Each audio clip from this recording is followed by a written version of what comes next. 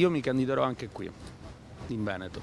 Il mio collegio elettorale delle europee è il posto dove tante volte sono andato a visitare imprese, impianti, eccetera. È una terra che io sento molto affine e quindi sicuramente mi candiderò anche qui.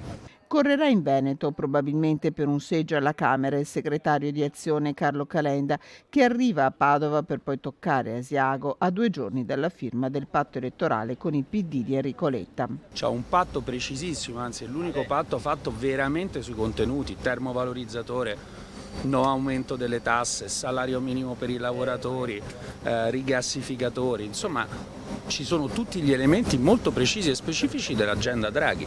Quindi il patto è fatto, io sono qua a fare campagna elettorale, basta discussioni, il patto c'è, l'assetto anche, è molto chiaro. Qui è un confronto di leadership, da un lato ci siamo io e Letta, dall'altro lato ci sono Salvini e Meloni e questo è, e gli italiani devono scegliere. Io credo anche rompendo quel criterio destra-sinistra che ha portato per 30 anni l'Italia a declinare. Io rappresento nella coalizione i liberali, i moderati, i popolari.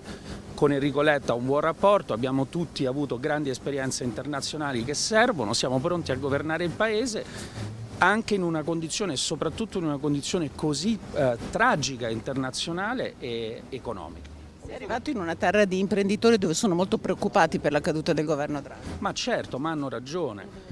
Io la conosco molto bene, questo è il mio collegio elettorale, abbiamo fatto Impresa 4.0, la strategia energetica nazionale, le imprese se lo ricordano bene, l'ho detto oggi a Silvio Berlusconi, chiedi ai tuoi imprenditori se ha fatto più lui o io per le imprese, noi gli abbiamo levato l'IRES, l'IRAP, allora questi sono i temi che vanno dibattuti. Nessun dialogo possibile con i 5 Stelle, interlocuzione solo sul programma sottoscritto con Verdi e Sinistra Italiana, puntualizza Calenda, che sull'autonomia si dice pronto a ripartire dalla legge quadro sulla quale era al lavoro il ministro Gelmini.